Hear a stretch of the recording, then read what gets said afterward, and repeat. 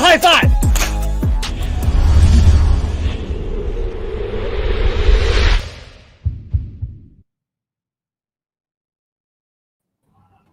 Saludos and salutations, Broncos country, and welcome to another exciting episode of Broncos Talk. I'm your host, Adan Diaz, and joining me to my right, as always, at Broncos Viking, Johnny Baki. Johnny, how you doing today, my friend? Better than I was this last week. I was so sick. I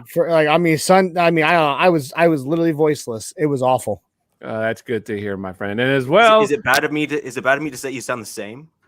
You're a jerk.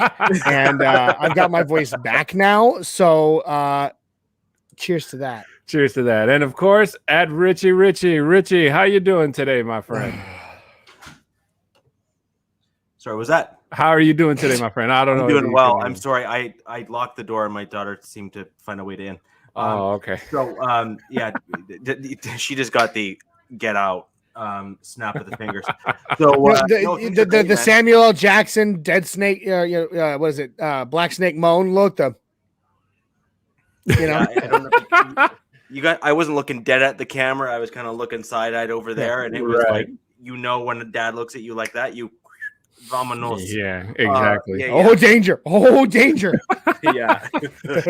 Well, before we get into all Broncos related news today, guys, we want to just remind you that we are a fan-led Broncos-based podcast filling you in on all things NFL news, but more importantly, Broncos news. We go live every single Tuesday at 7654 on YouTube, Facebook, Twitter, and Twitch.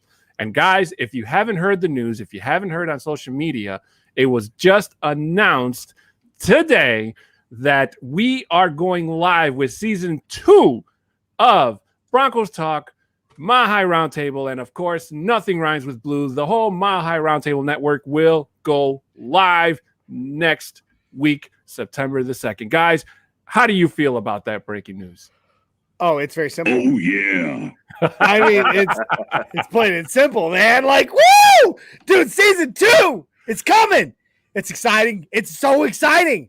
Oh, I'm telling you, I'm giggling like a schoolgirl. And I'm telling you guys, I'm telling all of you watching at home right now and after the fact, with all of the work that has been put in to create the new content and everything we've got ready for season 2, it's going to be amazing. It's going to be worth it. I know I put a lot of those hours in myself. Yeah, I'm acting like I'm on a little bit of something here, but I promise I'm not. It's just exciting. It's just plain exciting. Mm-hmm. Well, I guess you could say you guys put your blood, sweat, and mundungus tears into everything that we're mostly mundungus sweat. Yeah, but guys, just stay tuned, get excited. We're hyped, and you're gonna feel that excitement and hype all through this week on the following 2 podcast shows later on during the week. But get ready, season 2's coming, baby. Exactly. So make sure you guys hit that thumbs up, comment, and share. The more interaction we get on all of the pods, the more eyes they get in front of. So, like I said, just make sure you slap that thumbs up button, subscribe, turn on notifications, and share so that you can know when we go live. Anytime we post amazing content on any of our pages, so that other Broncos fans out there in Broncos country can know that we are here. If you don't mind, I would like to announce a little bit of news that goes along with the launch of season 2, but is a little bit, sad in a way. For me, anyway. I mean, I'm sure you guys, you're just like, yes, this is good news. But I regret to inform that part of season 2, it actually just amazingly coincided right with the beginning of the new football season. Mm-hmm. My work schedule at my actual job, the one that actually makes me money, has changed. And as a result, my schedule will no longer allow me to be a host on Broncos Talk. So that being said, this is my final episode as a host on Broncos Talk. Profound sadness. Well, you know, that does suck. And like we talked about before the show, even though this is your last show as a host, you're always welcome here as a guest. So the door's always open. I mean, y'all, my family. MHRT is a family, and I love you guys, and I can't wait to work with you and other things in the future, but it does suck. It was short-lived. My tenure on Broncos Talk was only a few months, and it was a blast. And I mean, here's to you guys. This is to you. Here's to you guys and welcoming me in and letting me be a part of it for even the short time that I was. Here's to you guys. I forgot my drink, so imaginary toast to that. Oh, I ran down here. But it's like, unfortunately with the schedule change, it means a lot of schedule changes for a lot of that are going to come out with the release of season 2 as well. Mm-hmm. But we'll get more into that, as we announce the release. But of course, it is sad to say that starting today, or starting this week, I changed schedules, so this will be my final Broncos Talk episode as a host. That's okay. I can only handle Johnny once a week, like freaking moonshine. Wow, Dave. Wow. I mean, just take that knife, cram it in, and twist. I mean, come on, bud. That's a compliment and a diss a at the same compliment time. in there somewhere, right? Like agreed. He made a direct reference to clearly what is a liquor of choice that he wished he could drink more frequently. Well, sure. It also can make you go blind. So, I mean, but a lot of Hartwell comments going your way, Johnny. You will be missed on this show.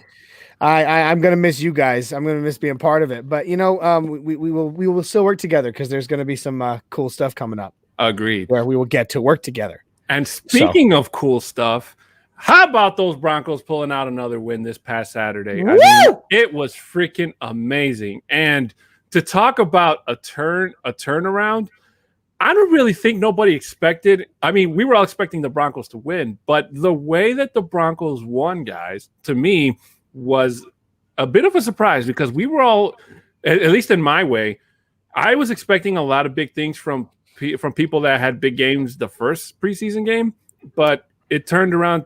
This time around, it came to be a little bit different. Teddy Bridgewater took a huge leap in terms of the quarterback competition per se. Yes. Ahead of Drew Lock. To me, Drew Lock kind of took a step back. I was really hoping he would kind of not like a giant backflip, mind you, but it was like a step. Here's where I'm going to disagree with you. I'm going to go ahead and disagree with you right out the gate on this. Mm-hmm, please do. And right after the game for a little while there, I was on the same boat. I was listening last night to Broncos Country Tonight with Ryan Edwards and Benjamin Albright, and from all of us here at MHRT, Ben, we heard you're sick. You got the COVID. You're in our thoughts and our prayers. We hope you get to feeling better soon, brother. A little bit better, but he definitely sounded rough. But yesterday, but I digress. Yesterday on Broncos Country Tonight, Tim Jenkins, the quarterback whisperer, joined Ryan Edwards. Mm-hmm. And he really broke stuff down as far as watching, as a guy who is an expert in quarterback play and offensive play. He broke it down, and he really pointed out Drew Lock was solid. He did maybe need to secure the ball a little bit more when he had that snafu.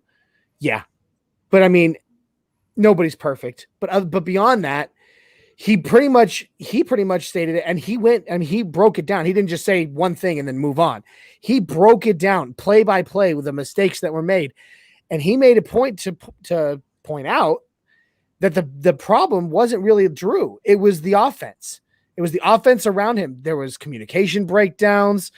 There was all kinds of mistakes on the field, and honestly, he literally said it. I will quote Tim Jenkins in this too. When he was talking with Ryan Edwards yesterday, he said, how did he say it exactly? Gosh, I had it in my head. He literally said something along the lines of the offense and the offensive play calling failed Drew Lock.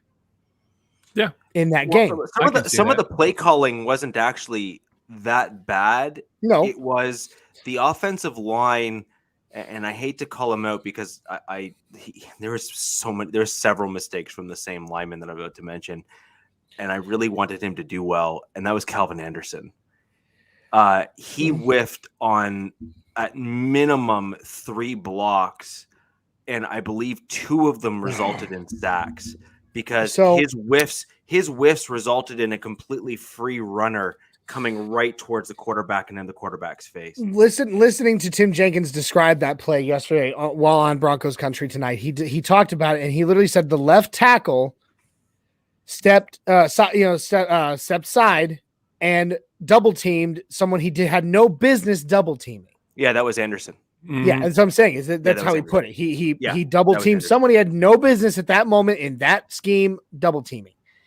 And it was egregious. He literally said it's probably the worst play he's seen in the history of preseason. He literally used those words as he was breaking it down yesterday. And like I went back and I listened to the Tim Jenkins portion of Broncos Country tonight several times. I've listened to it 3 times now, just because I really wanted to hear what he was talking about and listen. Because I mean he was literally calling out the play types, on both offense and defense there. It was, and those I just don't remember right now. So honestly, as much as yes, Teddy played a great game with the firsts. He did. He really did. I mean, a lot of it was check down too. Another thing that he brought up when he broke that down. Check down, Charlie. He checked down a lot. Mm-hmm. And that's there was that, but ultimately, I don't know. We don't know what's going to happen. I mean, a lot can happen. So,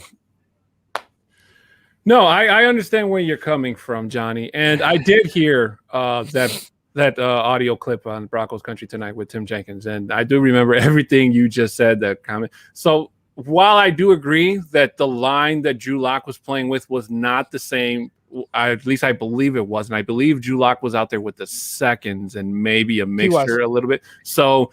That chemistry and that composure is not the same as if it was with, Bridgewater in the seconds, because Bridgewater spends more time as the backup playing with the seconds than Drew Lock does with the seconds. So I can understand if there was a miscommunication, if there was a mishap or whatnot. But just the fact that both sacks, if I'm not mistaken, happened back to back was just. They did. Yeah, so that was just not on the O. That I didn't put that not just on the O line itself, but also like everybody all around. Like if it happened once, there should have been, hey, we need to watch this side or call the audible, because it almost seemed like the Seahawks ran almost the exact same defensive play and the exact same result. Yeah, well, I mean, like I said, the first time it was because Calvin Anderson he sidestepped and double teamed someone who was not his assignment for that play. Mm-hmm. And that left a D lineman and Tim Jenkins, the way he said it yesterday was that left one very lucky defensive lineman wide open to run through a hole. It did. Right. And that's what happened on the first one. The second one was just a breakdown between, in with the interior O line, and they were able to charge 2 dudes, just able to charge right through the line. Mm-hmm. I mean, let's not forget, Austin Schlottman stepping on Drew Lock's foot. And I mean, like somehow I excuse me, still getting over that cold. Mm-hmm. Somehow the Twitterverse still found a way to blame that on Drew. Now, of course I think it's a mixture of both of them. I think, Drew should have dropped back a little quicker, a little bit. But at the same time, like, Schlottman stepped on his quarterback's foot. You don't see that. That doesn't happen. I honestly can't. I don't think I can remember that ever happening before this. So just sorry on that play there.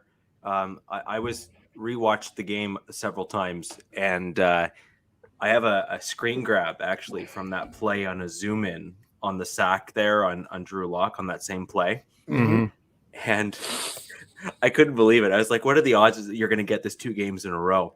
So on that play, not only did Anderson overbite and attempt to block someone that wasn't his guy, but Moody had his left arm stretched out on the nose tackle and his right arm behind him and was literally blocking what is clearly a 340-pound nose tackle with one arm. And so you're sitting here saying, so not only did you overbite on a play and did you go to double team a guy, but you literally Moody is holding him back with one arm. Yeah, I mean, I could almost understand if all of a sudden Moody's like struggling to block his guy, which I think that's a bit of an oxymoron because I don't think that actually happens too often. But Moody is holding him back with one arm. That's a problem. Yeah. Mundungus said it here. He doesn't remember who was talking about it, but they did say that it was a failure of the guard. That's when those two managed to bust through and sack him for the second sack. Mm-hmm. And poor footwork. Or no, sorry, that would be the Schlotman stepping on Drew Lock's foot. Right. Failure of the guard, but bad footwork from Drew. Like I said, it wasn't just Drew, but of course, you're right now the way that. Oh man, I hate. I'm just gonna go ahead and say it. I love you, Broncos country. I love you, Broncos country. But shut up. How are we so divided right now? Like, I have like things all over my man cave that say united and orange. We are not even close to united right now. The Broncos country is so freaking split. It's like, oh, dare I say it? Not getting political, but it's like the election. There's such a ridiculous split. There's no middle ground. There's no coming to understanding.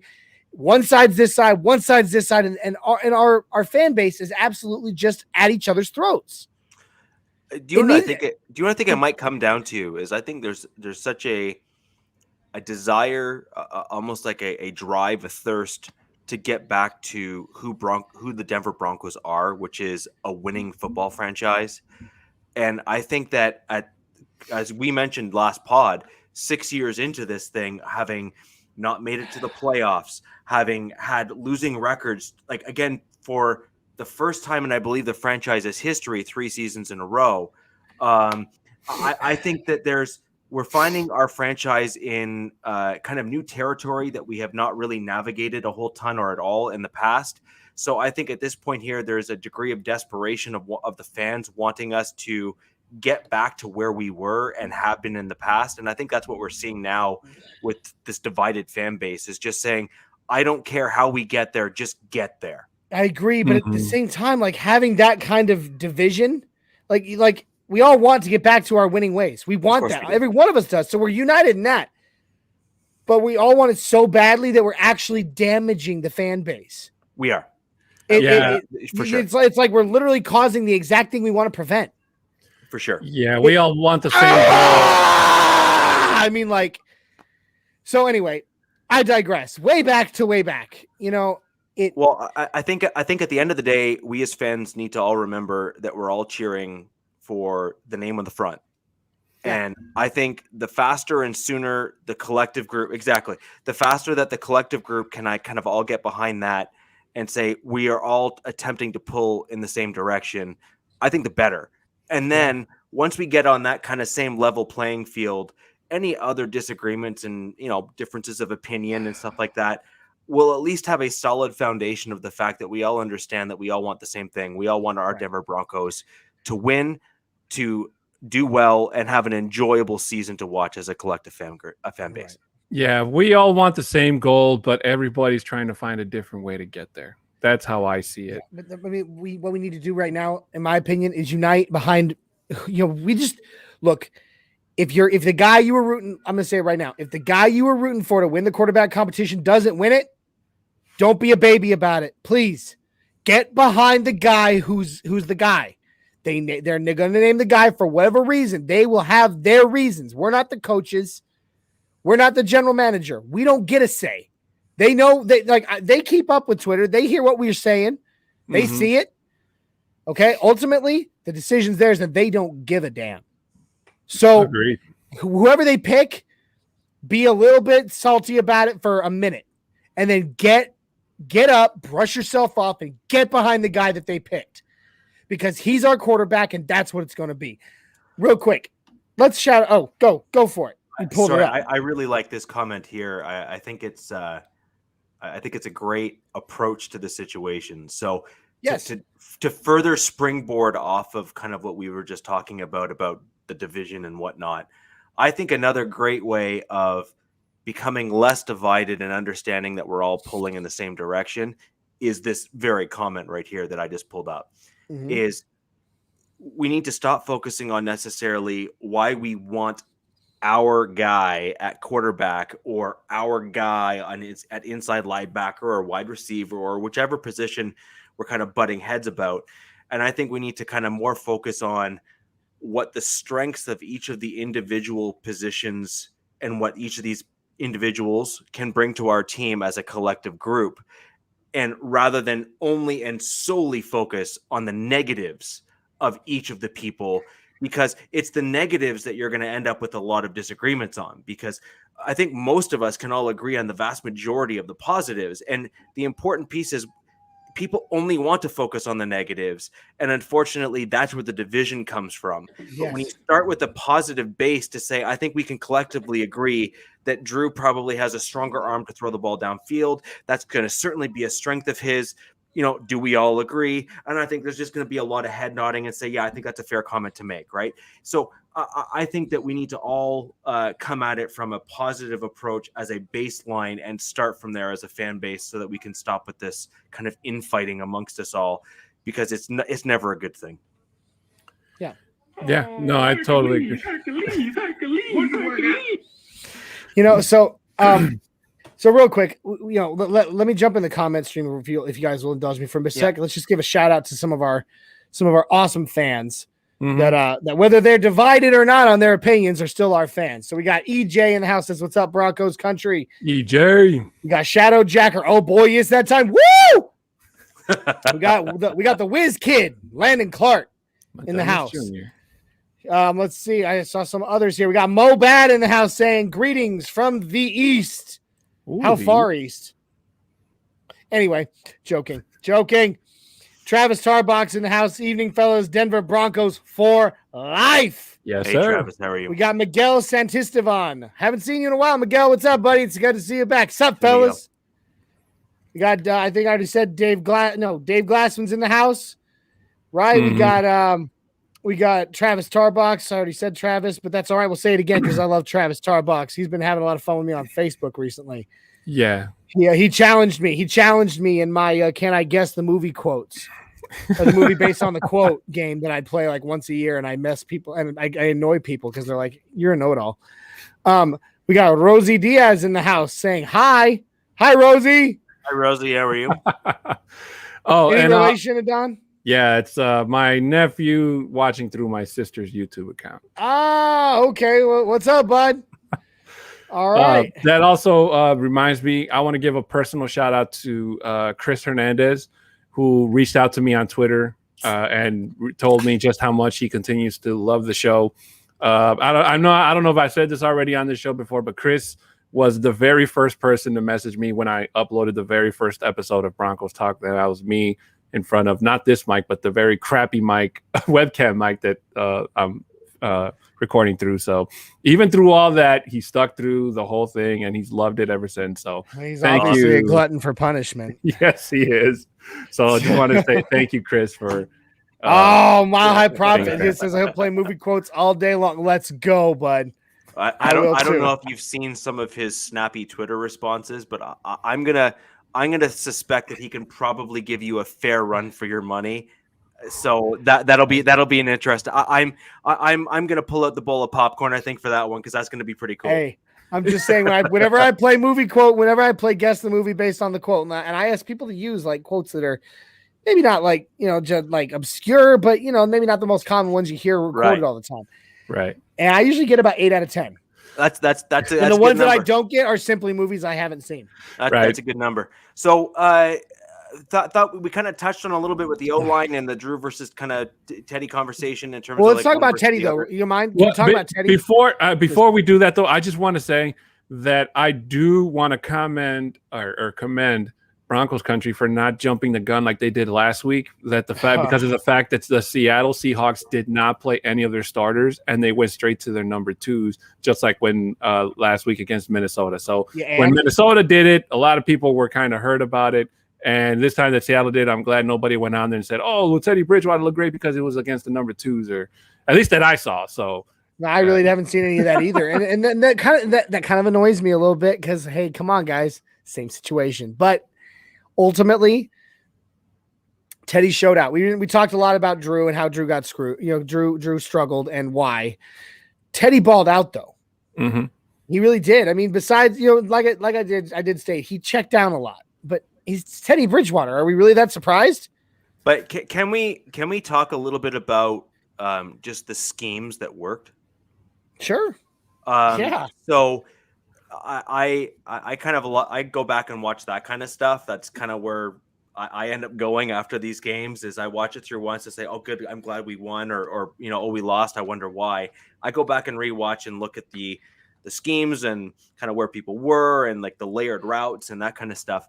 So I went back and took a look at all of those things, and a common theme has occurred in both preseason games. Both Drew and Teddy in their first outings, as in with the first team, ran the 2 or 3 tight end sets a lot. Like not like so much that there was none of the other stuff, but the vast majority of the time. And both quarterbacks did very well. Mm-hmm. Both Drew against the Vikings and Teddy against the Seahawks all did very well. So yes. I think as Broncos fans, we just need to hope and pray to whichever football god you wish to, that Shurmur has actually watched that tape and will finally minimize his obsession with 3 wideout sets on a near permanent basis in the offense, because God, it needs to stop. Yeah, like we've seen the outcome both last season and in the second half of both preseason games. So we've seen it against 2 separate NFL defenses. The 3 wideouts not work particularly well for our personnel. The NFL left that kind of scheme behind in 2003. Well, that's in part because it was really successful in the 90s, and Shurmur hasn't quite left those yet. Yeah, the 90s. He's kind of forgotten we're in 2021 and not. This is 20 years later, okay? Right. It doesn't work anymore. The NFL, it doesn't play that way anymore. Right. It was great then. It was great then. I guarantee you can look back at the 70s and the 80s. There were schemes that worked great during those times. You try to run a scheme in the 90s from the 70s or even from the 80s, you got hammered. Right. Because football, it's a monster, and it's constantly evolving. It's changing. The game changes. Things that even a few years ago would have worked. Well, like things that we did in Super Bowl 50 will no longer work today in 2021. That's 6 years ago, and it's already that way. Mm-hmm. Like, move. You gotta upgrade. You gotta. It's like a doctor. Okay, you got to look at it like medicine. Okay, I make a lot of medical references because I have a medical background as a combat medic, and I work in fire and EMS now. I make a lot of medical references, but it's like, think of it like a doctor, right? A doctor goes to medical school, right? And they spend 4 years after college just getting their degree to be a doctor. Then they do another 4 years for their specialty, on and on and on, right? Things they learned 3-4 years ago, obsolete. You can't use them anymore. You can't use this surgical procedure that took you hundreds and hundreds of hours to master and stuff. You have to go learn the new stuff. And let's look at the sport the same way. It's evolving, it's changing, and you need to go learn the new stuff so that you don't get left in the dust. Right. You know what? You guys make all really such good points. And to me, I don't see either one of those guys suiting up long this coming week against the Rams. I do believe we're going to see a lot more of the 2s, maybe the 3s in terms of heading into the final round of roster cuts. Josh Watson, unfortunately, was a casualty of being cut today. So if he doesn't clear waivers or come back, thanks for everything you've done, Josh Watson. But my friend. And Vic Fangio has hinted at the fact, that we probably might not get an answer as to who might be our number 1 quarterback literally until the NFL says, hey, we need a decision to know. I kind of honestly expected one this afternoon. It was kind of like, huh. But that's kind of what it hinted at. Yeah. I like what we're doing. I don't want a name starter super early. I think they've already made up their minds at this point, and they're just dragging their feet. But I would also, it's a catch-22, because if you name it too soon now, and you're wrong, you just screwed up. But if you don't name him soon enough, and you don't get your starting quarterback enough reps with the first teamers before the season begins, you're gonna Hamler string him going into the season. So I had to. So anyway, it needs to be done. It needs to be done. Both things need to get done. It's just like, when is the perfect moment to do both? So that it's the best benefit for the quarterback himself, the players, the coaches, the team as a whole. Well, without the fourth preseason game, we have an extra week prior to the season starting. Yeah, but I mean, even then, like, you want to get they need to get some game style reps. But they've already had game style. Well, first off, Sutton's not going to play until the first regular season game, assuming he plays then at all, right? So I think I heard that he was going to take a couple snaps this upcoming. No, but and then Albert O is in the same position in terms of kind of coming back slowly. So I mean, in all fairness, there's going to be a couple of guys minimum that you're not going to see until, being generous, week 1. Maybe they push it to week 2. So what I have a couple questions for the chat, and you guys as well. I'm interested to hear both your takes here as well, which is, do you think this is a good game to see Glasgow move to center and have both QBs behind them? Or are you saying, let's just stick with Cush until we decide that Cush isn't the guy and then move Glasgow in? I think we need to keep the status quo. Yeah. Okay. Yeah, I agree. So too, because if you move Natane Muti to left guard, then you're messing with right guard. Or right guard. I'm sorry. You're messing with the He's not ready yet. He's not ready yet. I mean, don't get us wrong. He's had a fantastic preseason so far, but I think he needs one more season before he's ready to be a starter. And knock on wood, I don't even know who's behind Muti. Should the worst happen? So well, I mean, you got Quinn Miners who can kind of swap all over the place, at least on the interior O line, but. So on that note as well, I have one other question on the next game in terms of what you'd like to see. For me, what I'd like to see to kind of round out this quarterback competition so that we all feel confident rather in the end decision. I hope the coaches actually do this.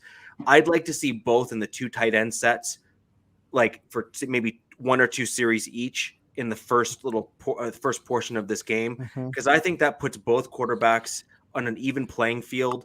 Get one or two series, or maybe split. I was going to say, I don't think you're going to see either one of them for more than 1 series in this final game of the preseason. So even if it's 1 series and 1 series, I'd like to see them run similar offenses rather than split what they've done before, because I think what our challenge has been, both as fans, and I can only imagine that you're extrapolating an awful lot, even as a coach, right? Like, even as a coach eyeing and looking at the film, you're having to go super deep into the grit of each of the plays, because you haven't seen both quarterbacks against the same players on the opposition to get a true and accurate, a real great picture of what you're seeing on film. So I think it'd be in our benefit and our coaches' benefit to put them in the two tight end sets. Both of them have succeeded in that in the various games, and see how that kind of generally plays out for maybe 1 series each, and then we let Brett rip it. Yeah. I totally let Brett listen. That I think we've already reached our quota for dad jokes for the night. So go. You're in timeout. Go sit in there. But you know what? Even though I'm a Drew Lock supporter, I still like Johnny said, if Teddy Bridgewater gets the keys handed to this team and say, "Hey, you're going to be the starting guy," I'm fully behind it.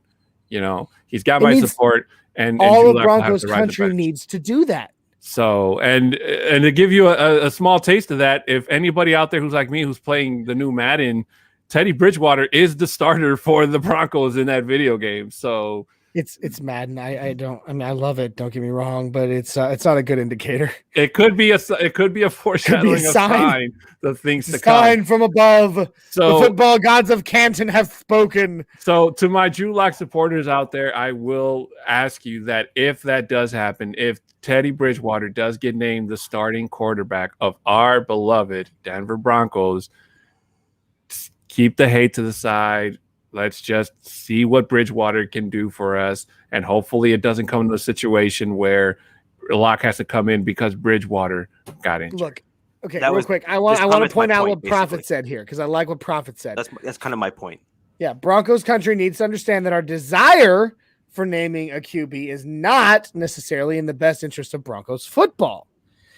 The prophet just spreading manna from heaven. I love it. Absolutely. And you're not wrong. We want it. We want it. We want it. We are so sick of waiting. We're so sick of not knowing. Be patient. There's a reason we're still waiting. Okay.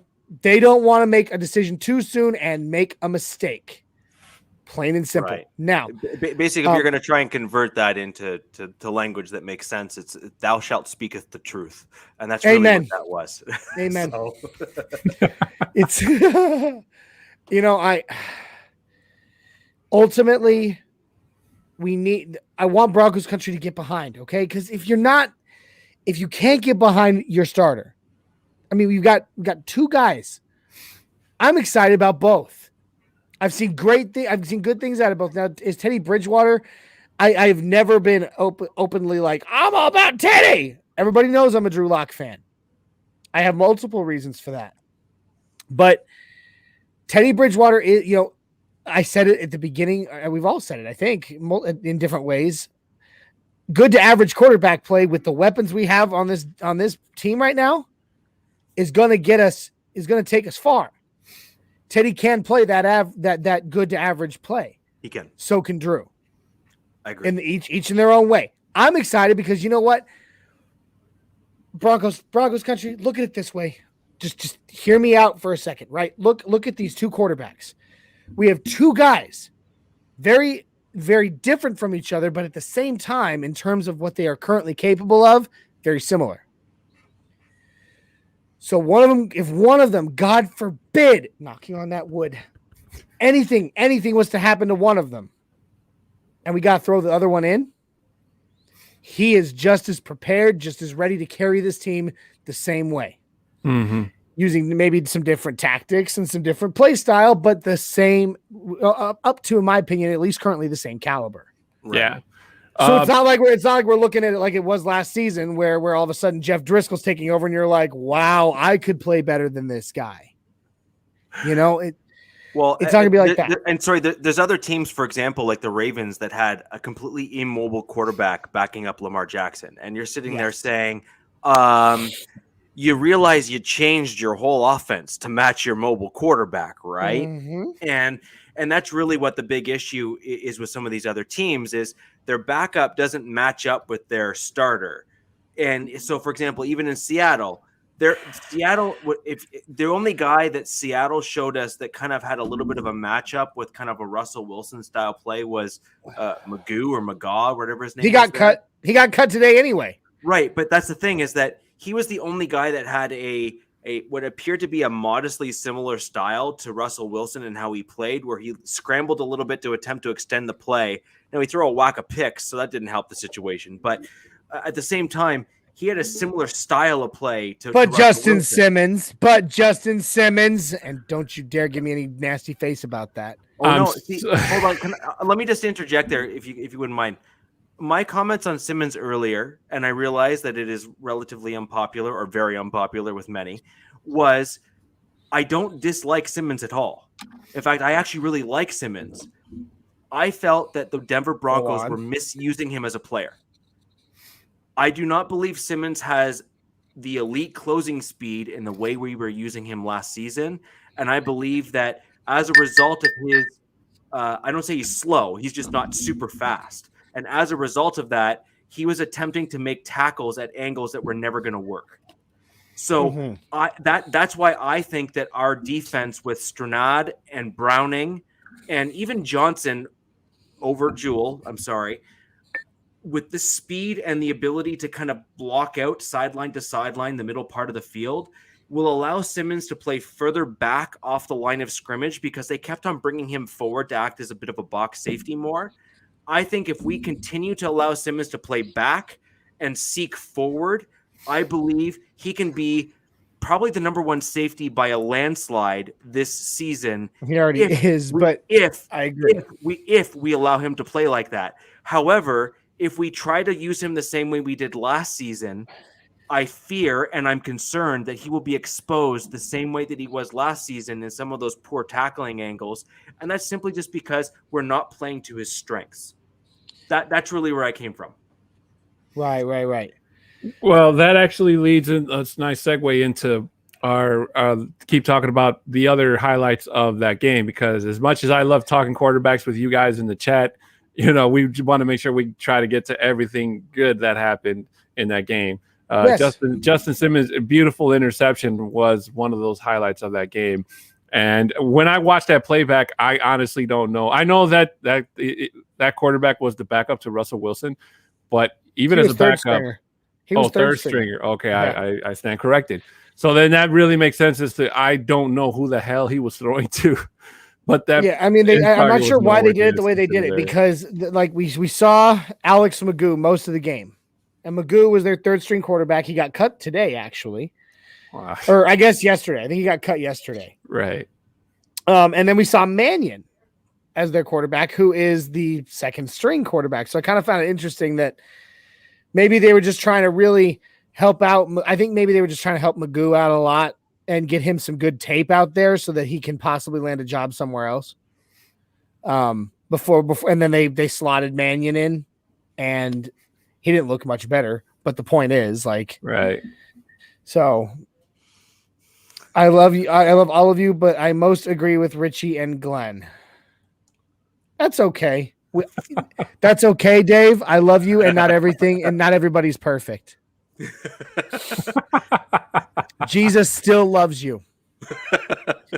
So, going down here, let me see. Mm-hmm. Oh, has anybody, real quick, I want to bring this up. EJ brought this up, but have we heard it? Has everybody else heard about Travis Etienne? Yeah, I was at work when I saw the breaking news. Yeah, I mean much as you like to say yes, we don't have to go against like a really top tier guy. You hate seeing that kind of stuff. I really do. Guy hasn't even got to take his first NFL snap. Oh, like that's just, like in an actual regular season game. That makes me so sick. So hey, even though you're on the you're not on the Broncos, Travis, we do pray for your quick recovery, buddy. And I agree. Can't wait to see what you're actually capable of in an actual NFL game. So I like let's see, where was it? So WizKid asks this question, and I think it's a very interesting one. What if they switch Locke and Bridgewater for certain situations in a game? I think it would work for a little while, Landon, like maybe a couple of weeks. But here's the problem, is that soon teams would be able to start scheming around it. They would know that if they're bringing in Drew Lock right now, they're probably going to play action or something like that. And if they're bringing in Teddy, they're probably going to 3 wide receiver set, and it's going to be a short. I mean, I'm just saying they'll be able to start scheming it just based on who they're seeing brought in the game. It's the same way that it happened last year with our running game with Phillip Lindsay and Melvin Gordon. You knew when you saw Phillip Lindsay coming in, it was going to be run a certain way, and it showed as teams truly started scheming for it and stopping him way further back than that Lindsay could go. So I wouldn't do it. I don't know what you guys think, but that's my opinion on that. This sounds too much like what Sean Payton did in New Orleans with Breeze and what's his name, the Swiss Army knife. Oh, see, I see that as a bit different. Yeah, I see that as a bit different. Personally, I was going to say something similar, but I see it as a bit different. So, my general take is similar to what Johnny said there. But when you look at what New Orleans did with Drew Brees and Taysom Hill, which is who you're referring to there, 6 foot. Yes. Mhm. Taysom Hill had the ability to throw the ball. He also had the ability to run the ball. So the problem is that you couldn't just play for one or the other. You had to factor in for both. So, I mean, albeit Taysom Hill was not known for like the deep ball throws, but everyone knew he could actually do it, right? Now, when you looked at I actually think a better approximation would be someone like Tim Tebow, who threw like one long deep ball that was accurate in a long time, and it happened to be the one that won us the game against Pittsburgh, right? And he's actually had some challenges in throwing and completing those long passes up until that point. We happened to have a really good run game that season with Tebow, and that really helped us because we were able to still get a push even though the box was stacked with like 8 and 9 guys. So we should count ourselves rather lucky for that. But that would be the concern I have with Teddy, actually, which is I don't believe they would respect Teddy's ability to throw the ball long because they are going to expect him to check down. And they're going to basically force him to miss those check down throws and say, I dare you to throw the ball deep. And if you have a team that has a decent to really good secondary, I think they'd be able to stop Teddy, not every single play, but certainly regularly. Yes. Now I want to say, because I still want to praise Teddy just a little bit more. 2 plays for sure to praise Teddy on. Not that you guys should be praising him that he's climbing that in that one play to that nice between the hash pass to Jerry Jeudy, he climbed the pocket because I'm sorry, that's like quarterback 101. Mm-hmm. That's when the pocket's collapsing, you climb the pocket. Like I never played quarterback and I know that. But he did very well at it. He didn't take the sack. He climbed the pocket well. He sent that beautiful pass right up the middle. The other one was that beautiful pass. It wasn't for a touchdown, but it was that one to Eric Sobert. Mm-hmm. Which, by the way, Eric Sobert, way to secure your spot on the 53-man roster, brother. Because Sobert, Trinity Benson, the 2 biggest breakouts of training. Can I just say something about Sobert? Sure. I have to say that I was thinking it, and then another pod that I listened to stole it before I could say it live on ours. Oh, how dare they! Doesn't Sobert remind you of Joel Desean? In a way, I can see it. You know, but just think about it in terms of what we had of Desean when Manning was here. Pass catching guy that was solid hands, seemed to never drop a pass really, as long as it was thrown halfway decent his way, and when you looked at him in the blocking and run game and stuff, did one heck of a job for us. So when I look at kind of those mixed skill sets, in my opinion, at least, I don't think we've really seen a tight end like Desean until Sobert. And yes, I'm seeing some of the chats about Virgil Green. He was nowhere near the pass catcher that I'm seeing out of Sobert. And frankly, I think Desean is a better proxy to what we're seeing out of Sobert right now than Virgil Green was. You know what, guys? Oh, that's for you, Diaz. Un poquito. I gotta say, I'm really impressed with what we're seeing out of Jonathan Cooper. Woo! That man is starting to look like a diamond in the rough and a steal in the draft. He's taking that 4th spot. I guarantee it. Fumble was amazing. Malik Reed's got to be careful. Yeah, I was saying the same thing. Here's the thing. I don't think Malik Reed has to be that careful.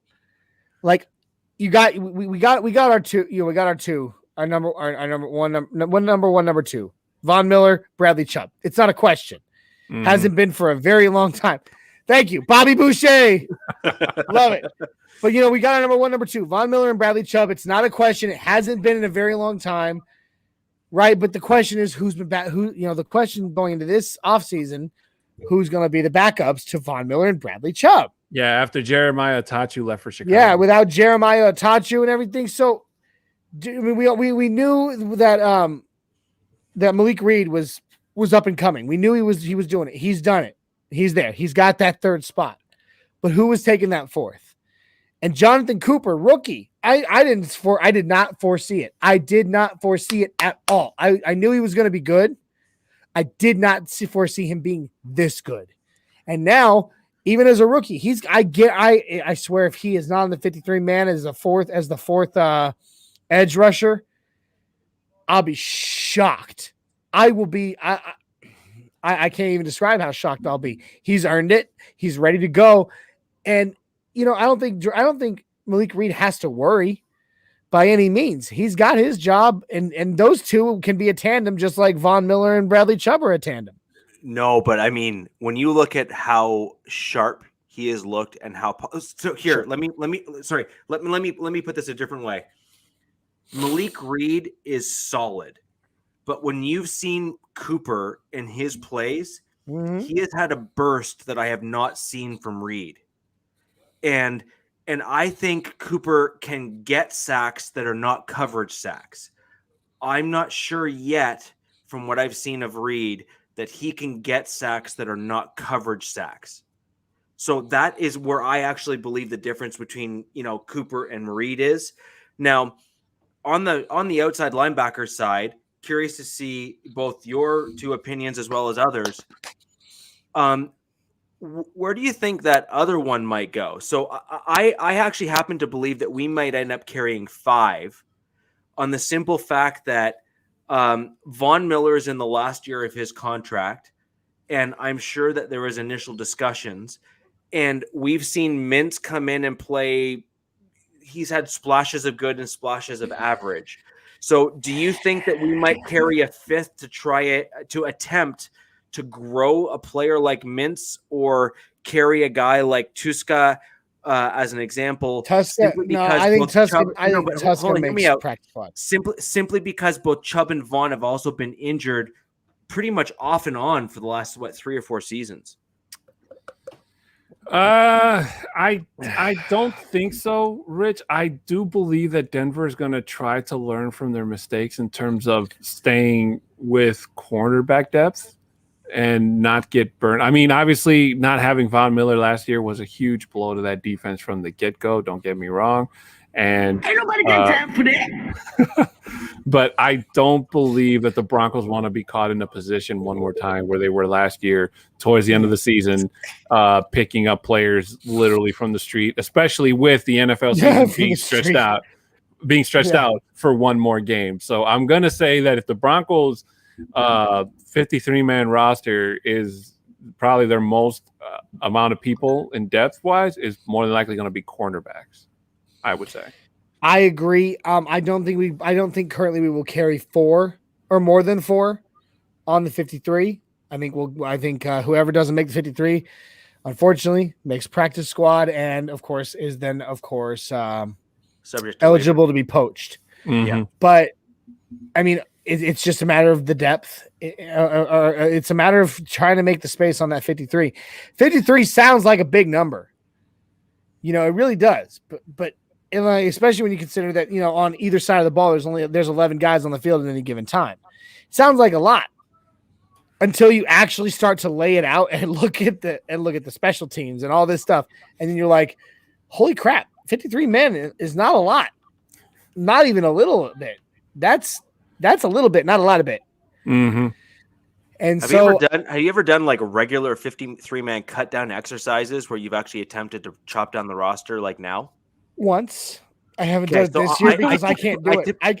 I do that. I do that about 3 times every right around now. I'm doing my other one, and wow, do you ever find yourself in a dilly of a pickle near the back end of that dilly roster? Of a pickle? Yeah, that's new. That is new to me. Oh my god, I'm so using that forever. A dilly of a pickle, yeah. A dilly of a pickle. You've never heard that before, John? No, I've never heard that before. It's got to be Canadian or something.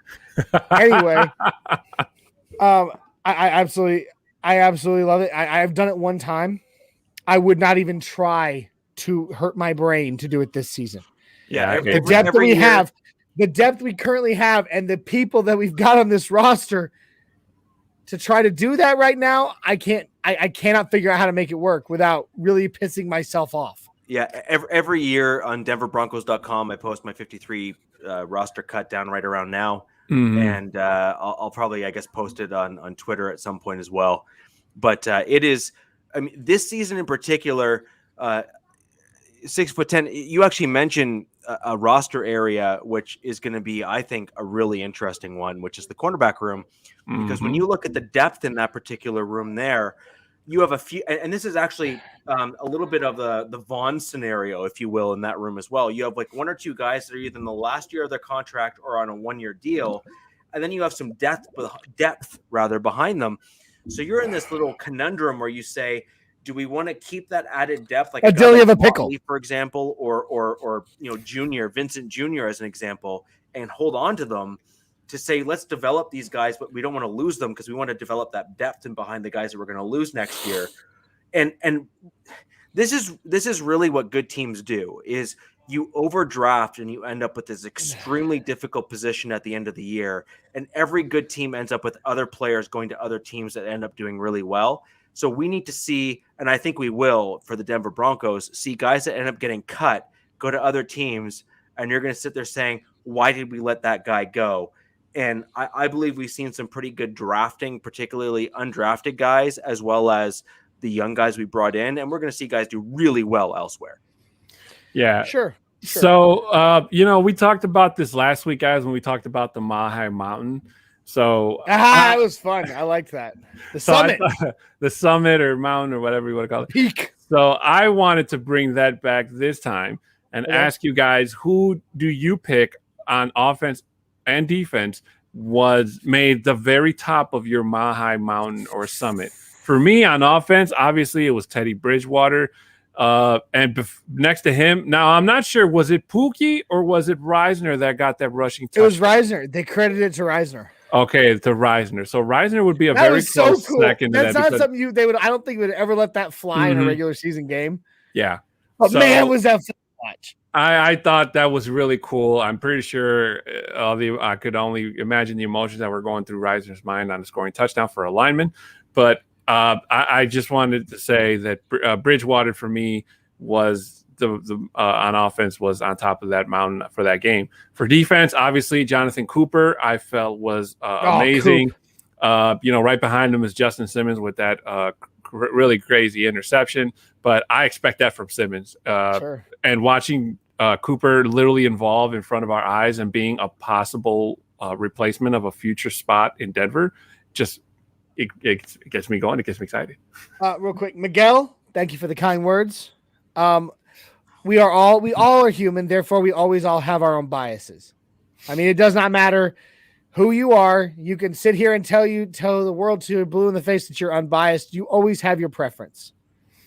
Of course. But we do try our very hardest as Broncos fans to be as close to unbiased as possible. I'm a Drew Lock fan, but I'm going to tell you right now, if they, from my point of view, if they name Teddy Bridgewater tomorrow the starter, guess what? I'm going out and buying a number 5 jersey. Not because don't still love my boy Drew, but because now Teddy's my quarterback and I'm behind him because he's my quarterback on my team. It's not about the player; it's about the team. So we appreciate those kind words, though, Miguel. Thank you. That's awesome. So, can I give my summit, or do you want to give your summit next there, Rich? I don't care. I'm going to blast your mind like rapid fire. So go for yours. Sweet. Offensively, I'm actually going to give it to Royce Freeman. Royce Freeman really showed up this week in this preseason game, catching ball after ball out of the backfield. It was really cool to watch. And I was like, you know what? This is kind of the Royce Freeman we were hoping for when we drafted him. Flacco. And Mundungus says that is not a number 5 with Flacco. And if you ever ask me that question again, I swear I will drive to Nebraska, pick the biggest ear of corn I can find, and slap you with it. Anyway, I mean, full-on corn slap. Welcome to Nebraska. Anyway, so I really thought Royce Freeman showed up and just blew it out of the water. As far as he's using properly the opportunity given him by the Mike Boone injury. Because even if he gets cut now, there's going to be another team that'll snap him. Grab him quick. He showed up. He showed up. And of course, Teddy Bridgewater, but you already talked about that, Adon. I don't need to get into it. Mm-hmm. The other side of the ball, the defensive side, I'm going to give it to Desean Williams on the defensive line. Ooh. man, with just like Jonathan Cooper, Desean Williams has such a crazy story, man. Like in and out, in and out, in and out, cut by team, picked up, cut by team. Poor guy has just been through the ringer. I mean, there's no other way to put it. And boy, did he! I mean, over the past 2 weeks, but especially in the game against Seattle, I mean, a forced fumble, I believe, or was it just a sack? No, no, he had an interception in that game. Fumble, interception, and a ball batted down at the line. Yeah, I said it on Sunday on Nothing Rhymes. You guys ready for this? Oh, I thought you were room for the Kool-Aid. Desean Williams is the next Shelby Harris. I can see that. I honestly can. So there it is. No, hold on. I responded to that. I think he's going to be more like I think he's going to follow the path of a guy like Harris, but I think he's going to remind us more of a guy like Pot Roast. I have no problem it being Pot Roast. Okay, so look, I'm not disagreeing with you. I'm pivoting slightly, kind of veering right. I agree, but either way, I'm just saying, like, as far as a player that's on this team right now, that I see him being like, it's Shelby Harris. Mm-hmm. He is for a defensive line, for a big boy on the defensive line, Desean Williams is a ball hawk. He wants that ball. So I agree. He's like a schnauzer, man. Like, give me the ball, throw the ball, give me the ball. Like. So there we go. That's my two. So what about you, Rich? I got Cooper as well. I did select Bridgewater. I kept with Stearns on my list as well. I thought he did real well again. Super excited about Stearns. I have Williams, Freeman, and a bit of a surprise from the back end of the game. I have Hilmerman as well. I did want to speak a little bit about Hilmerman just because for those that follow me on Twitter and have kind of gone with us through the journey here of Broncos Talk. Drew Himmelman, the undrafted undrafted right tackle who was there in the latter half of the game, so to speak there. I believe he's number 75, if I'm not mistaken. When I was watching him, I want to see him move up. I want to see him start playing against the 2s and the 3s to really see what he's got. I felt that he kept his body in front of his block almost the entire time he was on the field, something that I can't say for Cam Fleming, and it's something that I can't say for what I saw even a Bobby Massey in some of his games earlier as well. So I'm super excited to see what this guy can do. He's also a monster. I don't know if you've seen his height and weight. Oh, he's huge. But I mean, the dude. I would say he's tall. I wouldn't say he's tall, but he's not as he's like 350. Yeah, but he when you look at him, he looks more stretched out. Well, yeah, that's because he's like 6'7". Okay, so he's Gumby. Yeah, I'm just saying he's 350. The dude's massive. But anyways, like my point with him is that's what you want on the right tackle position. You want length to force the guy away from the quarterback, and you want a guy that can then adjust his body to then keep a guy in front of him. And but he also needs to have a solid base too. Well, he's a big dude, whether or not you want to admit it or not. No, I'm not saying he's not. I'm just saying because he's stretch. He's also not as wide. He doesn't have that. That center of gravity that you like. Sure. He's Larry Bird versus Ryan Clady. Does that make sense? Yeah. So I got two guys that I think are really important that need to be brought forward, and one of them is of grave concern to me, and that will be the one that I bring up second. Wait, I think I know who you're talking about, and it was EJ that brought it up here. How much you want to bet I could throw a football over the mountains, Uncle Rico? So my one guy on the bad side of that mountain at the bottom of the summit, or still wishing that base he could camp figure out how to climb, is Calvin Anderson. I was really unimpressed. I did not like him on the right, and I did not like him on the left. I thought he made too many mistakes, and in a game scenario, we've already seen Drew Lock get hurt. We saw him get hurt against the Steelers. He let a free runner on the right-hand side, and he let a free runner on the left as well. I'm sorry, real quick. These are funny. Glenn, never trust a tall guy. Mundungus, tall guys are sketchy. Of course they are. Don. I'm not. I mean, the problem with Glenn is his bald head can't blind us because we're above him, right? Oh, Jesus. So there you go. Yeah. And I have all this right here to absorb the brightness. Yeah, exactly. The one position that really does concern me still is that's awesome. The one guy that concerns me is Cushenberry. And I think that we haven't done enough. How about this? I'm going. Can Rich just keep saying against? Out and about. Out and about. Out and about. Love it, buddy. Love it. On the boot. I have a roof too, and I bring out the garbage, not the trash. So how's about that? A boat. How's about that? Yeah, how's about that? So I think we need to talk about Cushenberry. He hasn't looked good in both games, and he went against the twos in both scenarios. And that's, I think, the most important piece in looking at one person going against another. Sorry.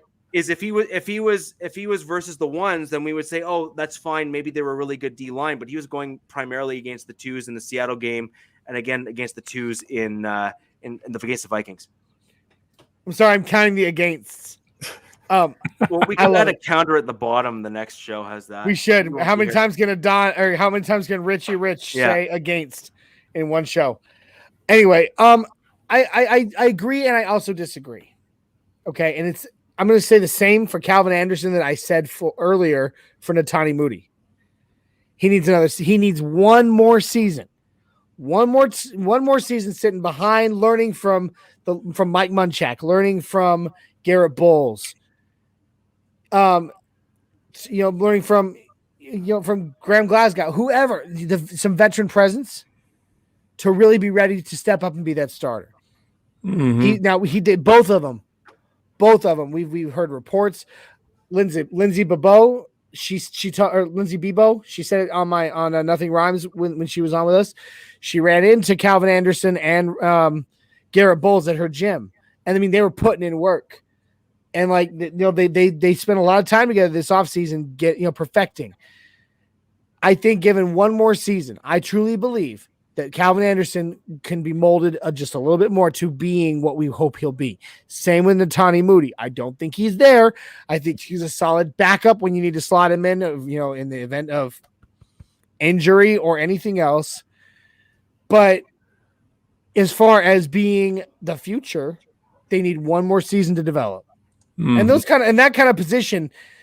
positions are not like an overnight, you're the guy. They're not. People need, that's one thing. Like a lot of people do not realize that not every position as far as development is equal in the NFL. Like, while sometimes, like, especially nowadays, it didn't used to be this way. Rookie quarterbacks are stepping in right out of college and being the guy. Mm-hmm. That is not the same. That is not the case with every position. When you're drafting these guys, most of them you're drafting for 2 or 3 years in your future to be the guy. I would agree with that. However, at the offensive center position, particularly, so let's be fair and honest and balanced in some of our comments. I wanted to see Drew Lock come in last season, knowing that he was the guy, having picked 1 or 2 elements of his game and improved last season. I did not feel that Drew took that seriously. That said, I have seen Drew make all of those same things that I wish he did last season, this season so far in preseason, and make those adjustments. And I absolutely have to give credit where credit's due. Cush clearly understood and knew his criticisms because he literally came out and verbalized it and agreed with it earlier, right? Have you seen him make any changes or adjustments? I think it was you on Nothing Rhymes just this past Sunday who made comments to say it literally looks like last year. Not even close to last year. In my opinion. With who? Drew Lock. No, I mean Cush. Oh, Cush? No. Drew, I think we can all agree, has taken he's made maybe even multiple steps forward compared to last year. Drew, I think we need to say, has done what he should have done, I believe, last year, this offseason. And honestly, he deserves all the credit in the world for making those progressions forward. But Cushenberry, in my opinion, has not taken – he clearly understood what he needed to do, but I have not seen those progressions on field because he is still not getting the push forward. And it's literally like watching last season all over again. Right. It is. I think he's learned some. I just really wish that here's what makes me sad. We had a guy like Matt Paradis, the Angry Roman, and Connor McGovern, but Matt Paradis, Connor McGovern, you're okay. We had Matt Paradis. Paradis was awesome, and we let Paradis go, and we slide in a guy like Cushenberry, who, given his experience in college, was great in college. He had a lot of work to do at that position. That is not an easy position to jump into. That takes years of development to perfect. He's in his second year. I think he's made some progression. But once again, there is no veteran center right now to be there to help him grow. He is the veteran center, which is ridiculous. Well, technically speaking, Graham Glasgow but if you actually look prior to him coming in, Detroit said you're going to use him at guard. Like literally, the Detroit media was like, "You're using me at guard? Are you fools? He's an offensive center." So, real quick, Dave says he effing loves your accent. # blame Canada. I'm going to sing the song to myself all night long now. Are you going to have little people chirping like, it's a small world except with the South Park where they have the bottom half? Yeah. Hey, Terrence. Hey, Philip. Like that's hey, awesome. I'm from Colorado. Okay. I mean, South Park, what's funny is you ever go to actual South Park, Colorado, the actual town of South Park, Colorado, they freaking hate that show. Of course they do. Absolutely hate it. There's a dude that tried to open up a gift shop up there, a novelty shop for the show. Mm. He got ran out of town, man. It was bad. Not kitty. Kitty, that's my papa. Ma'am. Anyway, I actually usually do that voice better, but my voice is still not quite back yet. So you say rabbit, you let it. So, I mean, look, Kush is not ready yet. No, he's not. What oh my God, what I wish they would have done this offseason is sign a veteran center. Just somebody that could come in and help someone like Cushenberry. I loved the Miners pick. But once again, he's going to take some time to mold and develop, just like Cushenberry. I wish one of the moves we made was to find a veteran center, somebody with a lot of experience. Graham Glasgow's got some. I'm talking someone who's played the majority of his career at center. I would agree with that. Yeah. To come in and help mold these two. Teach them how to be the guy. It would have been great.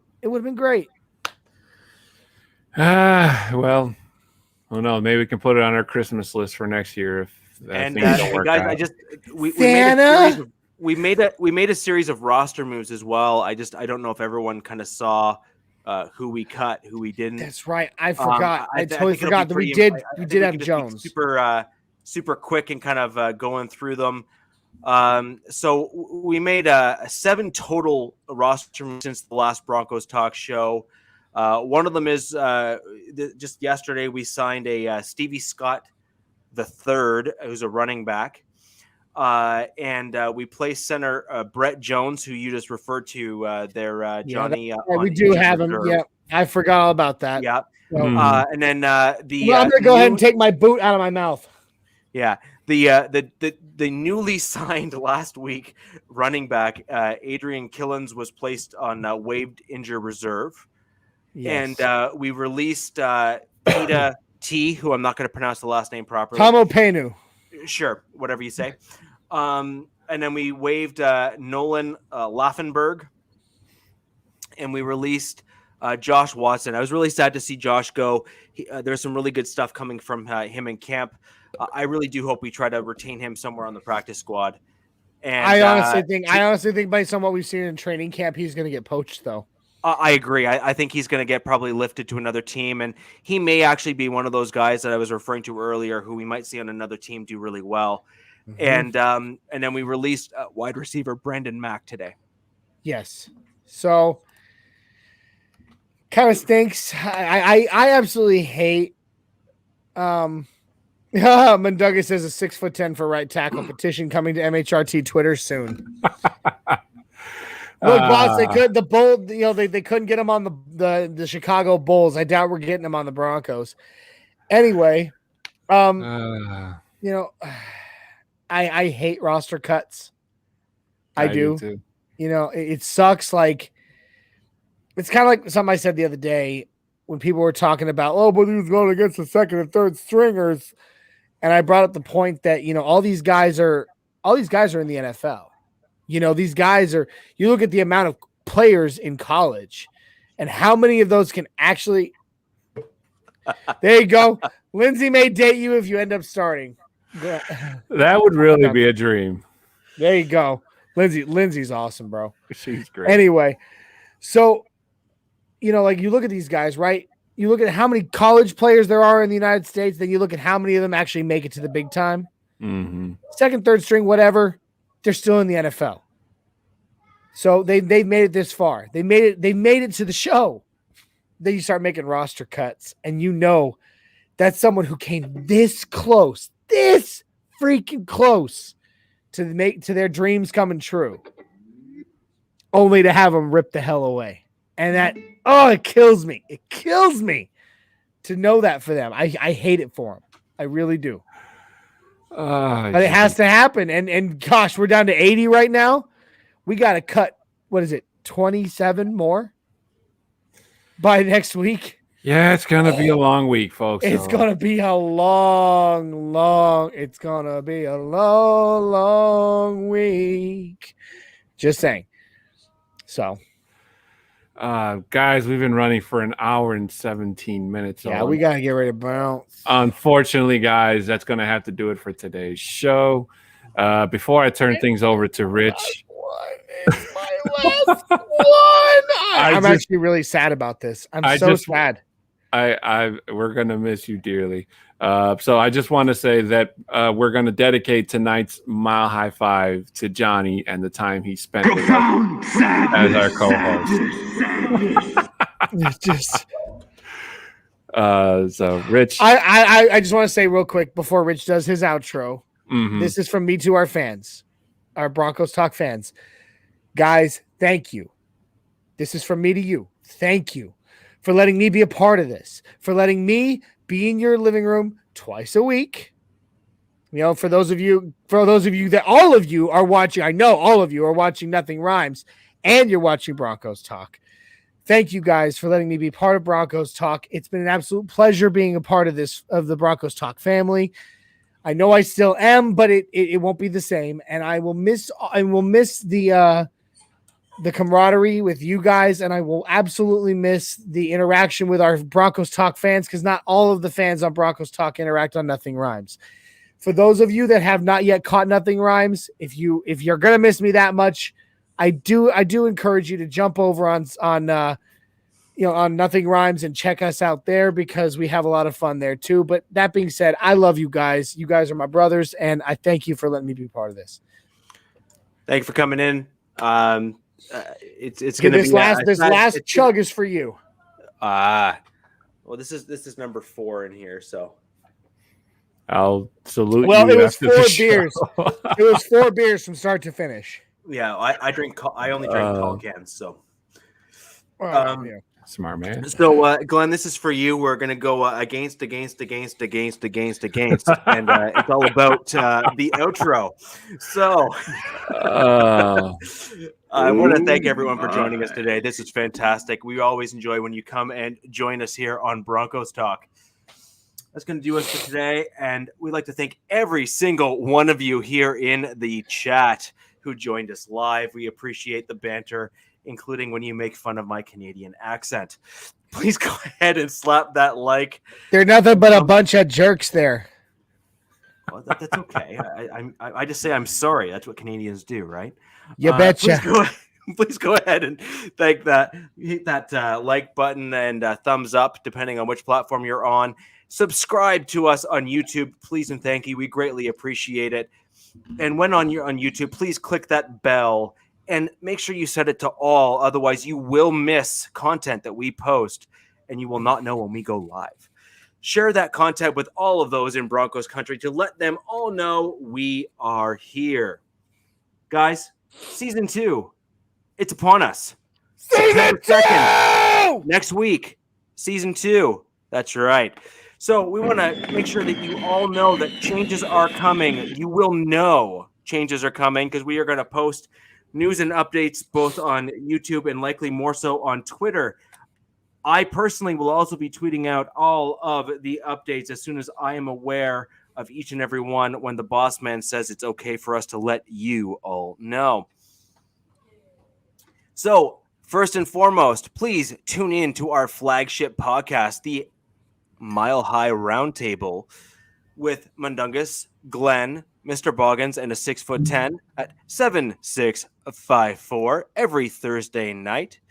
And of course, we have now. It's not your new time this week, right? Not yet. We'll talk about that on this Sunday. Right. So we got Nothing Rhymes with Orange and Blue this coming Sunday with Monsieur Broncos Viking, aka Johnny Baki, and I'm not even going to use his real name. His name is Pookie Knight. Every Sunday at 6543. Go ahead and tune in and join us there. We love you all out there in Broncos country, and we'll see you on Thursday. Now, this is a sad moment here on Broncos Talk, but we got to go ahead and do it. This is a memorial, if you will, mile high five at the end of the show. If you can all please join us in a mile high five for the departure of the Broncos Viking. 5. So, hey, hold on. Quick, I'm going to go ahead and say I am passing the reins of this mile high five off to you guys for this show. So y'all better be doing it right, or I swear I will hunt you. I will hunt you. All right? Here we go. Are you guys ready? Let's do it. Mile high five. Woo! Yes! Let's go. Thank you, guys. Thank I you, will guys. miss you all on Broncos Talk.